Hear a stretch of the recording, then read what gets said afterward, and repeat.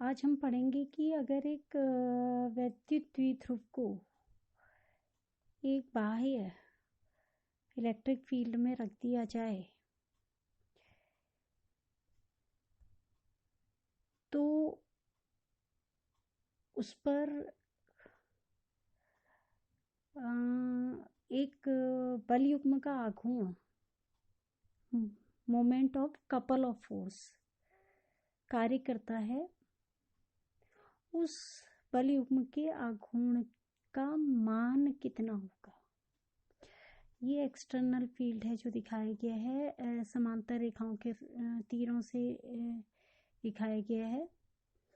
तीर जो है वो इलेक्ट्रिक फील्ड की दिशा को निरूपित कर रहे हैं और समांतर हैं वो इस बात को दर्शा रहे हैं कि विद्युत क्षेत्र यानी कि इलेक्ट्रिक फील्ड की वैल्यू एक समान है। इसमें एक डाइपोल रखा हुआ है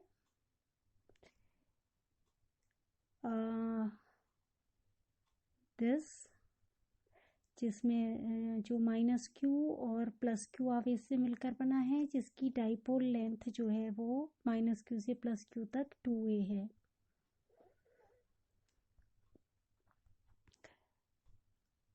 और हम जानते हैं कि इलेक्ट्रिक फील्ड जो है वो आवेश पर बल लगाता है। +q पर बल की अगर हम बात करें तो वो इलेक्ट्रिक फील्ड की दिशा में लगेगा जो कि F से निरूपित है, जिसकी वैल्यू हो जाएगी E इलेक्ट्रिक फील्ड का यदि मान है और Q अगर आवेश है तो Q इंटू E के बराबर ये फोर्स लगेगा। ये इलेक्ट्रिक फील्ड जो है इतना फोर्स +q आवेश पर इलेक्ट्रिक फील्ड के डायरेक्शन में ही आरोपित करेगा। इसी प्रकार से -q पर, ये -q है, इस पर ये इलेक्ट्रिक फील्ड इतना ही फोर्स लगाएगा, लेकिन नेगेटिव चार्ज पर जो इलेक्ट्रिक फोर्स लगता है वो लगता है इलेक्ट्रिक फील्ड के डायरेक्शन के ऑपोजिट डायरेक्शन में। तो इस डायरेक्शन में ये फोर्स लगेगा जो कि यहाँ पर F से निरूपित है। इसका डायरेक्शन भी शो किया हुआ है। अब हम देख रहे हैं कि इस Q पर, इस डाइपोल में दोनों जो आवेश होते हैं उनका मान एक ही होता है, तो इस Q पर जो आवेश बल लगेगा वो भी इतना ही होगा क्योंकि आवेश का मान भी उतना ही है और फील्ड एक समान है। तो इस पर लगने वाला आवेश और इस पर लगने वाला आवेश एक समान है, दोनों अलग अलग बिंदुओं पर लग रहे हैं।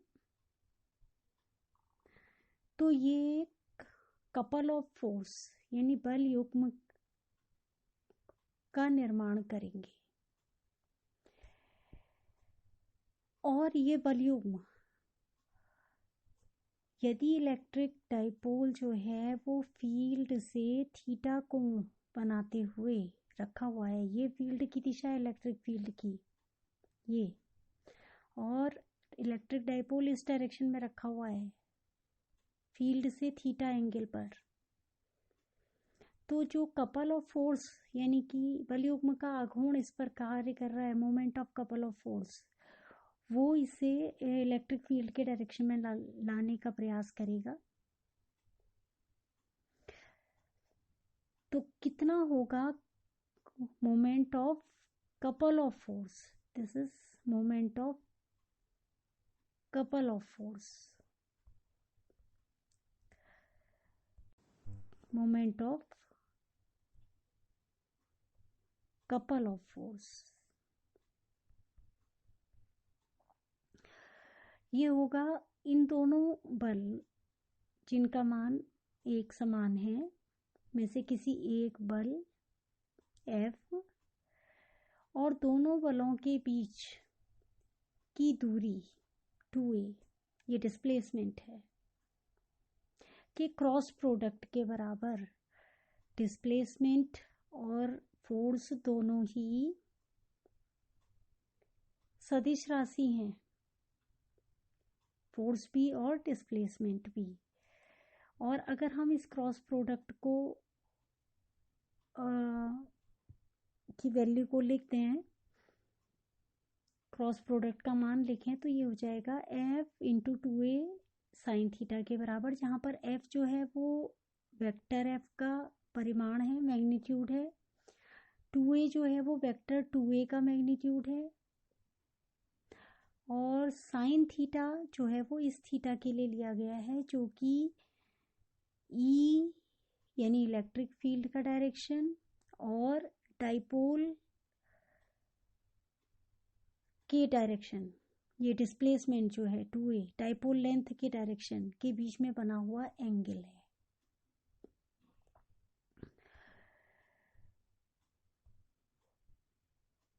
तो ये है moment of couple of force, this is couple of force. F into 2a, F भी एक वेक्टर क्वांटिटी है, 2a भी, तो F 2a sine theta, F magnitude है एफ का, 2a जो है वो इस वेक्टर 2a का मैग्नीट्यूड है, और sine theta is for this theta. अब हम जानते हैं कि इस क्यू पर जो एफ लग रहा है उसकी वैल्यू है q into E. This is q into E, q into E के बराबर फोर्स लग रहा है। तो दोनों एफ की वैल्यू हो गई क्यू इंटू ई, और ये हो गया 2 साइन थीटा। हम इसको इस प्रकार से हम जानते हैं कि क्यू इंटू 2a जो होता है वो डाइपोल का मोमेंट होता है, जिसे हम p से निरूपित करते हैं, क्यू इंटू 2a। तो हम क्यू इंटू 2a को लिख सकते हैं p, और ये हो गया e साइन थीटा, सो p cross e sine theta. तो ये होता है मोमेंट ऑफ फोर्स जो कि लगता है इस इलेक्ट्रिक डाइपोल पर, जो कि इसे विद्युत क्षेत्र की दिशा में लाने का, यानी कि घुमाने का, इस डायरेक्शन में घुमाने का प्रयास करता है। इलेक्ट्रिक फील्ड के जो कि इस डायरेक्शन में रखा हुआ है, ये इसे इस डायरेक्शन में घुमा कर लाने का प्रयास करता है। अगर हम कुछ स्पेशल केसेस ले लें, if theta between the direction of electric field and dipole length is 0, अगर थीटा की वैल्यू 0 है तो साइन 0 हम जानते हैं उसकी वैल्यू 0 होती है। तो फिर अगर हम साइन थीटा की वैल्यू यानी कि साइन 0 की वैल्यू 0 हो गई, तो इस moment of couple of force, जिसको कि हम इस चिन्ह से निरूपित करते हैं टॉ से, इसकी वैल्यू हो जाएगी 0। यानी कि अगर इलेक्ट्रिक डाइपोल जो है वो फील्ड के ही डायरेक्शन में ऑलरेडी रखा हुआ है, तो फिर इस पर कोई भी बल युग्म का आघूर्ण कार्य नहीं करेगा।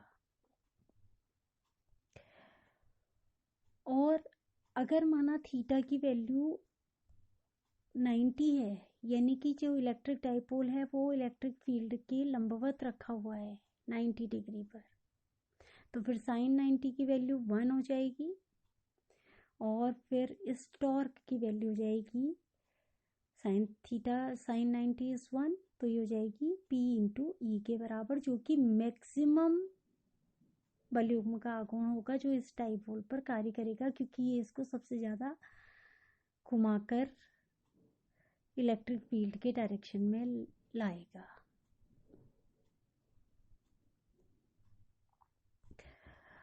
सो ये कुछ स्पेशल केस हो गए। अब इसमें एक बात ये आती है कि हमने ये क्रॉस प्रोडक्ट को जब एक्सपेंड किया या इसकी वैल्यू को लिखा तो ये आ गई F2A साइन थीटा, जहाँ F मैग्नीट्यूड है और 2A वेक्टर 2A का मैग्नीट्यूड है और साइन थीटा इन दोनों के बीच का एंगल है। तो ये 2A साइन थीटा की जो हम बात कर रहे हैं, ये 2A साइन थीटा, ये कौन सी लेंथ होगी? अगर हम इस थीटा के लिए साइन थीटा ले लें, ये 90 डिग्री का एंगल है, तो ये हो गया हमारा कर्ण यानी हाइपोटेन्यूस। तो ये हो जाएगा हमारा 2A साइन थीटा। BC की वैल्यू हो जाएगी 2A साइन थीटा। यानी कि ये फोर्स इस डायरेक्शन में काम कर रहा था, ये फोर्स इस डायरेक्शन में काम कर रहा था। तो ये दोनों फोर्स के बीच की परपेंडिकुलर डिस्टेंस है। तो हम इसको इस प्रकार से भी कह सकते हैं, हम फिर से इसे एक बार देख लें कि F प्लस Q पर F का डायरेक्शन ये है, माइनस Q पर F का डायरेक्शन ये है, और 2A साइन थीटा ये है, जो कि दोनों बलों की दिशाओं के बीच की लंबवत दूरी है यानी परपेंडिकुलर डिस्टेंस है। तो हम कह सकते हैं कि जो 2A साइन थीटा है, हम इसको इस प्रकार से भी कह सकते हैं कि जो moment of couple of force इस डायरेक्शन इस डाइपोल पर कार्य करता है, वो इसको इलेक्ट्रिक फील्ड के डायरेक्शन में लाने का प्रयास करता है। वो होता है बल जो कि एक आवेश पर लग रहा है, और दोनों बलों के बीच की दिशाओं के बीच यानी क्रिया रेखाओं, line of action of forces के बीच की परपेंडिकुलर डिस्टेंस के गुणनफल के बराबर F into 2A sine theta, ये होता है हमारा टॉर्क। तो इस प्रकार से हम ये देख रहे हैं कि कितना टॉर्क इस डाइपोल पर कार्य करेगा।